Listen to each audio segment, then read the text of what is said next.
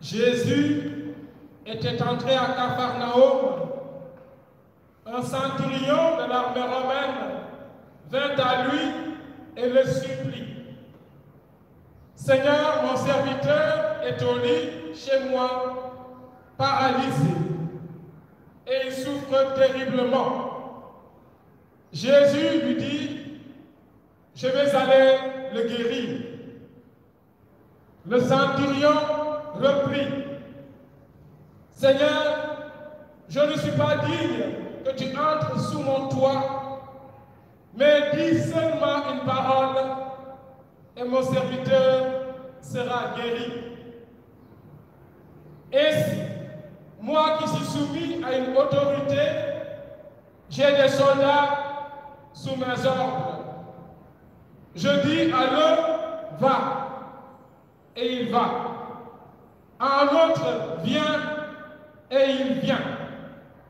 Et à un autre, fais ceci, et il le fait. À ces mots, Jésus fut dans l'admiration et dit à ceux qui le suivaient, Amen, Amen, je vous le déclare. Chez personne en Israël, je n'ai trouvé une telle foi.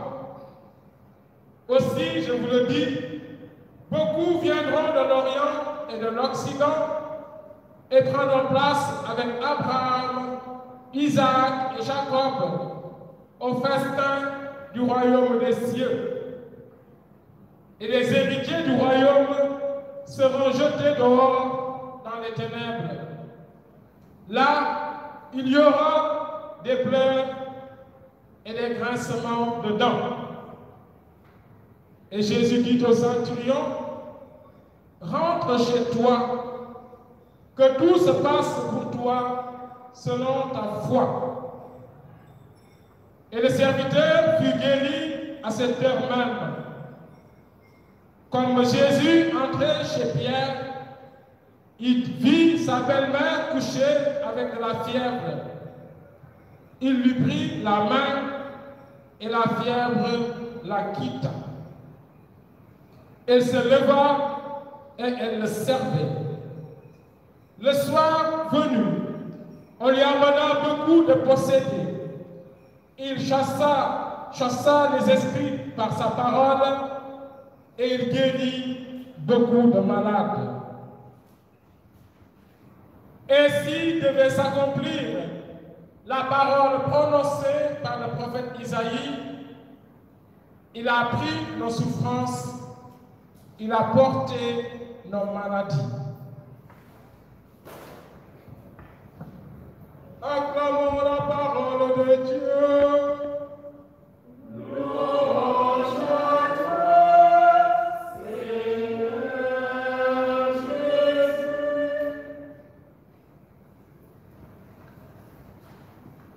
Aujourd'hui, ne fermons pas notre cœur, mais écoutons la voix du Seigneur. À vous.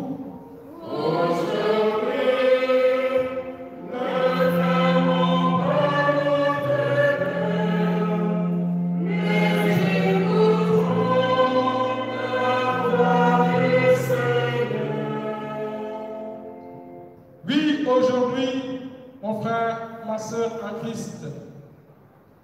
Oui, aujourd'hui, mon frère et sœur, croyants, musulmans ou d'une autre religion qui est en communion avec nous, ne fermons pas ton cœur, écoute la voix du Seigneur. que te dit cette voix, que me dit cette voix, que nous dit cette voix à travers l'évangile que nous venons d'entendre. Je retiens avec vous deux enseignements.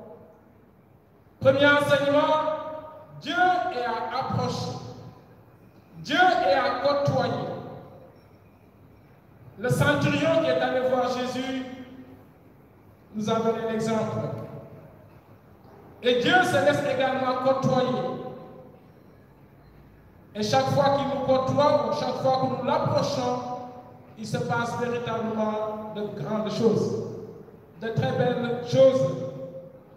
Deuxième enseignement, la foi. J'insiste encore, la foi véritable en Dieu déclenche ses bénédictions dans nos vies, autour de nos vies, auprès de nos vies.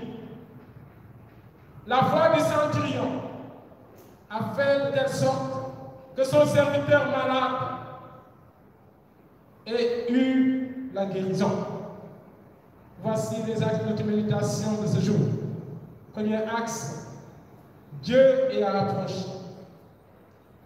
C'est bien d'approcher les humains, nos femmes, nos maris, nos enfants, nos collègues, nos voisins.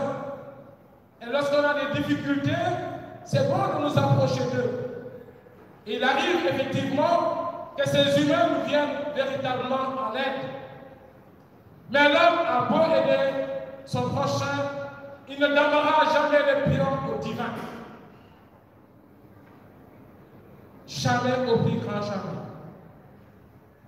Tout comme nous pouvons approcher nos humains, nos frères, les hommes, nous pouvons également approcher Dieu. Dans les difficultés, surtout, le réflexe à avoir, après avoir compté peut-être sur nous-mêmes ou sur d'autres, le premier réflexe normalement doit nous tourner vers le divin. Le centurion de l'armée romaine a dû voir autour de lui beaucoup de gens. Et ce n'est pas vers eux qu'il s'est tourné. Il s'est déplacé vers qui? Jésus, fils de Dieu, fils de Marie. Jésus le prophète pour toi, musulman. Et il est venu lui parler. Et Dieu ne fait jamais la sourde oreille à l'endroit de ceux qui viennent vers lui véritablement.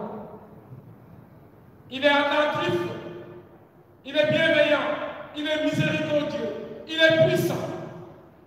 Et lorsque nous l'approchons, il s'est déversé sur nous tout ce qu'il est. Il est bonté, il s'est déversé sa bonté sur nous. Il est miséricorde, il s'est déversé sa miséricorde sur nous. Il est puissance, il s'est déversé sa puissance sur nous. Vous allez me dire, comment approchons-nous Dieu? On approche le divin chaque fois que nous prions véritablement. On approche le divin chaque fois que nous mettons en pratique sa parole. Et pour nous, chrétiens, on approche le divin chaque fois que nous fréquentons ses sacrements. Ce qui sous-entend quoi? Lorsque dans ma journée, je n'ai pas voulu prier, j'ai refusé d'approcher le divin. Lorsque dans ma famille, je n'ai pas voulu prier, j'ai dit au divin, ne t'approche pas de ma famille. Lorsque dans mon couple, je ne veux pas prier, me voici qui dit au divin, ne t'approche pas de mon couple. Lorsque dans ma journée, j'ai refusé de vivre la parole divine, j'ai dit au divin, je n'ai pas envie de toi. Lorsque moi, catholique, je refuse de vivre les sacrements du Seigneur, je lui ai dit, Seigneur, je n'ai pas envie de m'approcher de toi. Or, quand l'homme ne s'approche pas de Dieu, il est beaucoup perdant. Prenons l'exemple des bébés. Chaque fois qu'ils s'approchent de leur maman, les mamans savent s'en occuper comme ils se doivent. Mais quand ils s'éloignent de maman, s'ils font caca, qui va les nettoyer? S'ils font pipi, qui va les nettoyer? S'ils veulent manger, qui va leur donner à manger? S'ils veulent boire, qui leur donnera à boire? Or, lorsqu'ils sont à côté de maman, permanemment, maman veille au grain. Nous aussi, lorsque nous approchons le divin, il veille au grain. Alors, mon frère, ma soeur en Christ, mon cher ami croyant, approche-toi de Dieu. On trouve toujours des alibis pour nous dire nous ne pouvons pas nous approcher de lui. Faux, archi faux. Prier, ce n'est pas la mer à boire. Même en pratique la parole de Dieu, c'est plus difficile quelquefois. Vivre les sacrements, ce n'est pas non plus la mer à boire. 2 sacrements nous sont offerts. Et nous pouvons fréquemment les approcher, nous, catholiques. La confession, c'est un sacrement. Et le Seigneur voudrait nous voir nous y approcher mensuellement. L'Eucharistie est un sacrement. Ce que nous vivons présentement à la messe est un sacrement. Et on trouve des excuses. Seigneur, je ne peux pas aller à la messe parce que j'ai sommeil, parce que je suis fatigué. Et je reste convaincu que je n'ai pas le temps. À propos du temps, personne ne me convaincra qu'il n'a jamais le temps. Je suis arrivé à un stade où lorsque quelqu'un me dit que je n'ai pas le temps, la question que je lui pose est la suivante. Est-ce que si on te dit demain, si tu ne fais pas ce qu'on te demande, tu vas mourir, est-ce que tu n'auras pas le temps pour le faire? Je n'ai pas le temps de prier. Si Dieu te dit, bon enfant, aujourd'hui si tu ne pries pas, tu mourras, tu vas trouver du temps à prier, pour prier.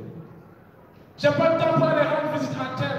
Si Dieu te dit aujourd'hui, si tu ne vas pas rendre visite à tel, tu vas mourir. Tu te débrouilleras pour trouver du temps pour lui rendre visite. Je n'ai pas le temps pour aller à la messe. Si Dieu disait, si tu ne vas pas aujourd'hui à la messe, tu vas mourir demain. Aujourd'hui, tu te débrouilleras pour aller à la messe. Je n'ai pas le temps pour travailler. Si Dieu te disait, mon enfant, si aujourd'hui tu ne travailles pas, tu vas mourir, je reste convaincu que tu trouveras toujours du temps. Personne n'a le temps. Mais lorsque nous priorisons ce qu'on demande de faire, on trouvera du temps pour le faire. Alors, approchons-nous de Dieu. Et le Seigneur nous l'a déjà dit en Jean chapitre 4, verset 8. Approchez-vous de moi et je m'approcherai de vous. Ce qui sous-entend quoi? Ne t'approche pas de moi et moi, l'éternel Dieu, je ne m'approcherai pas de toi. Et vous savez quoi, chers amis, chers frères et sœurs riches, amis croyants, quand on approche du divin, il y a minimum 3 choses qui vont nous appeler. Dieu, chaque fois qu'on l'approche, 1, il nous donne sa miséricorde. 2, il nous montre sa bienveillance. 3, il nous démontre sa puissance. Si vous approchez à Jésus, ce n'est pas évident que je puisse vous donner une miséricorde ou vous montrer de la bienveillance ou de la puissance. Mais Dieu, permanemment, tout ce qui l'approche reçoit minimum de lui, et sa miséricorde, et sa bonté, et sa puissance. Sa miséricorde, car Dieu, sa puissance et sa bénédiction sont toujours précédées par sa miséricorde. Sa bonté, parce qu'il est permanemment bonté, et quand nous l'approchons, il déverse sur nous toute sa bonté. Et sa puissance, car lorsqu'on côtoie Dieu, il n'y a aucun mal qui puisse nous approcher. Satan qui était avec Dieu et qui l'a quitté ne peut plus approcher le divin. Permanemment, sa puissance nous recouvre. On a beau nous chercher, on ne nous atteindra jamais, on ne nous verra jamais. Car Dieu couvre ses enfants de son manteau divin. Chaque fois donc que nous sommes malmenés par les puissances maléfiques, osons dire que nous sommes éloignés de Dieu. En tout cas, le centurion nous montre aujourd'hui, et la belle-mère de Simon, qu'il faut s'approcher de Dieu. C'est Dieu qui nous reproche de lui, qui nous vaut même intime, nous révèle aujourd'hui que par la foi, nous allons l'émouvoir. Par la foi, nous allons le pousser à déclencher ses bénédictions sur nous. Le centurion avait une grande foi. Et Jésus était dans l'admiration en disant, je n'ai jamais vu de foi pareille en Israël. La foi à son jumeau, c'est la confiance. C'est la foi qui te poussera à dire, je peux compter sur terre. Mais c'est la confiance qui te déploiera vers sa terre. Croire seulement ne suffit pas. La confiance doit suivre, c'est un processus. Une fois que nous aurons déclenché la foi, nous devons laisser la confiance l'accompagner. Je crois en Dieu, c'est très bon de le dire. Mais j'ai confiance en Dieu là se trouve la différence. Le centurion a dû entendre parler de Jésus, a dû peut-être voir les merveilles que Jésus avait déjà accomplies. Donc, il avait foi. Mais lorsqu'il a quitté chez lui pour venir vers Jésus, il a témoigné de sa confiance. On va entendre dans nos vies que tel monsieur peut faire une chose, quand on l'approche, il peut nous bénir. Quand on l'approche, il peut nous protéger. Et nous savons effectivement qu'il a ce pouvoir. On a foi, mais quand on ne va pas vers lui, on n'a pas encore démontré notre foi, on n'a pas encore témoigné de notre confiance. Et Dieu veut nous voir vivre la confiance en lui. Si ce centurion était venu juste vers Jésus et n'avait pas déplacé cette confiance, Jésus ne lui aurait pas fait ce cadeau, la guérison de son serviteur. La confiance, mon frère, ma soeur en Christ. La confiance, toi mon frère musulman, ma soeur musulmane. Toi mon frère protestant qui nous suit également, je te vois. Et ma soeur, vous avez dit comment je vous vois. Demandez à l'éternel Dieu, il vous répondra peut-être. La foi déclenche les merveilles de notre Dieu autour de nous. Dans ce même évangile, on a vu des foules venir de Jésus. Et il est dit dans ce texte, et il guérissait tous les malades qui venaient, et il chassait tous les démons qui étaient chez les personnes possédées. Comme quoi, quand nous approchons Dieu, Dieu ne croit jamais les bras. Dieu agit toujours quand ses enfants lui obéissent, quand ses enfants viennent vers lui, quand ses enfants misent sur lui, quand ses enfants que nous sommes comptons sur lui. Je n'ai jamais appris dans l'Évangile, dans la Bible, lorsque l'humain a approché Dieu, Dieu lui a tourné le dos. Abraham a approché Dieu avec foi et confiance, Dieu l'a beaucoup béni. Isaac et Jacob, pareil. Maman Marie, pareil. Dans l'Évangile, beaucoup de personnes ont eu à approcher Jésus. Et tous sont repartis bénis, sont repartis libérés, sont repartis soulagés, sont repartis protégés. Approche-toi, mon frère, ma soeur, de ton Dieu. Il ne nous demande pas la mer à boire pour nous approcher de lui. Tout simplement, comme je vous l'ai dit, par la prière, nous l'approchons, par le vécu de ses sacrements, nous l'approchons, par la mise en pratique de sa parole, nous l'approchons. L'écoute seulement de la parole de Dieu ne suffit pas. Et Jésus nous l'a révélé. Il dit, quiconque écoute cette parole et la met en pratique est comparable à un homme qui a bâti sa maison sur le roc. La pluie est tombée, les torrents ont dévalé, la tempête a soufflé, cette maison ne s'est pas écroulée. Et quiconque écoute cette parole et ne la met pas en pratique est comparable à un homme qui a bâti sa maison sur le sable. La pluie est tombée, les torrents ont dévalé, la tempête a soufflé, cette maison s'est écroulée et son écroulement fut total. Cette maison dont il est question, ce n'est point les 4 murs, ce n'est point nos maisons. Cette maison, c'est notre foi. Où est-ce que nous l'avons bâtie? Cette maison, c'est notre vie conjugale. Où est-ce que nous l'avons bâtie? Sur la mise en pratique de la parole de Dieu ou sur l'inverse? Cette maison, c'est notre vie professionnelle. Où est-ce que nous l'avons bâtie? Sur la parole de Dieu et sa mise en pratique ou sur le refus de cette parole de Dieu? Cette maison, c'est nos relations conjugales, familiales, sociales, fraternelles. Où est-ce que nous l'avons bâtie? Mon frère, ma soeur, où est-ce que tu as bâti ta maison? Réponds à cette question. Où est-ce que tu as bâti cette maison? Cette maison, c'est notre santé. Où est-ce que nous l'avons bâtie? Sur la parole de Dieu? En tout cas, le Seigneur ne peut pas nous mentir car sa parole est éternelle. Ne peut pas nous tromper car cette parole est éternelle. Il nous l'a dit et il continue de nous le redire.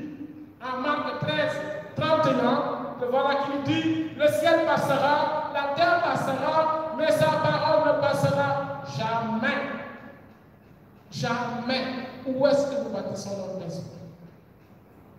Chaque fois que nous avons refusé d'écouter et de mettre en pratique la parole du Seigneur, automatiquement, nos maisons s'écroulent. Nos vies conjugales s'écroulent. Nos vies fraternelles s'écroulent. Nos vies familiales s'écroulent. Notre vie professionnelle s'écroule. Notre santé s'écroule. Notre relation à Dieu s'écroule. Quand chaque fois que tu tournes le dos à Dieu, tu t'en vas voir le marabout, le charlatan. Penses-tu que tu as bâti ta maison sur le roc, sur la parole de Dieu? Depuis quand Dieu a dit dans le Coran? Depuis quand Dieu a dit dans la Bible ou dans la Torah? Va chez le charlatan. Voir les paroles, les ouchaïs, les bekines, les tout. Depuis quand Dieu a dit, attache-toi au gris-gris, lave-toi avec ces potions magiques. J'ai envie, vous frères chrétiens, que vous montrez un passage biblique qui en parle. Vous, amis musulmans, j'ai envie de voir un passage du Coran qui me dit, voilà ce que Dieu dit, il faut fréquenter les charlatans, les marabouts, les féticheurs, les idoles. Il n'y en a pas. Dieu, personne ne sait mieux que lui, plus que lui. Si le gris-gris était bon à notre naissance, nous serions tous nés avec les gris-gris. Si le gris-gris était bon, il avait écrit noir sur blanc. Dans la Bible, la Torah et le Coran, ces trois religions révélées, n'enterrez personne sans gris-gris. À notre mort, il n'y en aura pas. À notre naissance, il n'y en a pas. Entre les deux moments de notre vie, mon frère, ma soeur en Christ, ne t'approche pas de ce sale milieu. Ce milieu n'est pas divin. Et Dieu nous a dit ce qui n'est pas divin est maléfique. Jésus l'a dit en Matthieu 12, 30, je le cite précisément, qui n'est pas avec moi est contre moi. Qui n'est pas avec Dieu est contre Dieu. Qui n'est pas connecté au divin est connecté au malin. Au fait, en réalité, dans le monde spirituel, peut-être pas toujours sur le plan physique, mais dans le monde spirituel, c'est un milieu de connexion, déconnexion. Dès qu'on se connecte à Dieu, on est automatiquement déconnecté de Satan. Dès qu'on se déconnecte de Dieu, on est automatiquement connecté à Satan. Je vous parle en connaissance de cause. Et quand on est connecté à Satan, Satan n'est pas un partenaire. Satan est un ennemi. Et je reste convaincu, si deux personnes s'étaient présentées à nous, et voilà une qui nous dit, je suis ton ennemi et je suis venu pour te faire du mal. Et l'autre te dit, je suis ton partenaire, je suis venu pour te faire du bien. Sciemment, consciencieusement, nous tous, s'il y avait chose à faire, on va nous tourner vers ce partenaire. Jamais vous n'entendrez que Satan est partenaire de l'homme. Jamais, au plus grand jamais. Satan est toujours l'ennemi de Dieu et l'ennemi de ses enfants, ses créatures que nous sommes. Alors, arrêtons de nous approcher de nos ennemis. Arrêtons de nous approcher de cet ennemi qui ne veut jamais ton bonheur, qui ne veut jamais ta santé, qui ne veut jamais ta réussite, qui ne veut jamais ton bien-être, ton mieux-être, ton épanouissement. Il cherche toujours à faire mal. Mais Dieu, il cherche toujours à faire du bien. Quand on se déconnecte de lui, nous voici qui nous connectons aux souffrances, aux difficultés, aux épreuves à n'en plus finir. Et quand on s'approche de lui, il se passe beaucoup de belles choses. L'exemple que j'aime donner, c'est l'exemple de l'enfant prodigue. Quand il était dans la maison du Père, jamais on n'a entendu que la faim l'a tenaillé. Jamais. Chez son Père, il y a l'abondance. Il ne mourrait jamais de faim. Mais lorsqu'il s'est éloigné de la maison du Père, il a rencontré la faim. Heureusement qu'il était intelligent, il était aussi humble. Qu'est-ce qu'il a dit? Je vais revenir chez mon Père. Et lorsqu'il est revenu, son Père ne lui a pas dit, fiston, pourquoi tu m'as fait ceci? Pourquoi tu m'as fait cela? À peine qu'il est foulé le sol de la maison, son Père lui a donné un festin. Il lui a mis la bague, les sandales, le beau vêtement et a tué le beau gars. Nous aussi, quand nous revenons vers le Seigneur, il s'occupe merveilleusement de nous. Vous femmes, vous mamans, vous savez vous occuper de vos enfants. Dieu le fait mieux que vous. Dieu le fera toujours plus que vous. Seigneur, aujourd'hui nous voulons crier vers toi pour la grâce de l'enfantement. Tes enfants hommes, femmes, qui ont du mal à connaître cette grâce, ou qui l'ont déjà connue et qui tardent encore de la connaître, aimeraient tant chérir le fruit de leurs entrailles. Ton Fils Jésus nous a dit tout ce que nous te demandons. En passant par son nom, nous l'obtenons. Père Créateur, au nom de Jésus, ton Fils, au nom d'un Saint Maniaman, rassasie tes enfants. Comme le désir de leur cœur, donne-leur de porter le fruit de leurs entrailles. C'est avec foi que je le demande pour eux. Et je crois que c'est avec foi et confiance eux aussi qui sont en train de te le demander. Donne-leur de pouvoir témoigner que tu es le Dieu des merveilles, que tu es le Dieu miséricordieux, le Dieu bienveillant, le Dieu puissant. D'aller témoigner partout que tu es merveilleux. Je le demande maintenant et pour les siècles des siècles. Amen.